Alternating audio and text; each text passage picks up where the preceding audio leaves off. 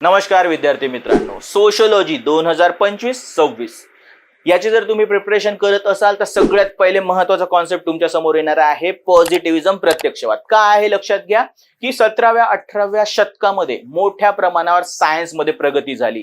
Physics, chemistry, biology, त्याच सोबत mathematics मध्ये पण प्रगती झाली. तर खूप लोकांना असं वाटलं की जसं फिजिक्स मध्ये कायदे किंवा नियम बनू शकतात तसेच समाजामध्ये पण कायदे आणि नियम बनू शकतात आणि त्यांनी आपण ह्युमन बिहेवियर प्रिडिक्ट करू शकतो असं खूप लोकांना वाटलं. आणि त्यातूनच कशाचा जन्म झाला? प्रत्यक्षवादाचा जन्म झाला. यांना असं वाटतं जसं फिजिक्स, केमिस्ट्री हा विषय आहे त्याचप्रमाणे समाजाचा एक विषय असेल. जसं ऑगस्ट कॉमनी सांगितलं होतं की समाजशास्त्राचं पहिले नाव काय होतं? Social physics. ओके, फिजिक्स प्रमाणे आपल्याला समाजाचं विज्ञान निर्माण करायचं होतं. तर असा हा प्रत्यक्षवाद आहे.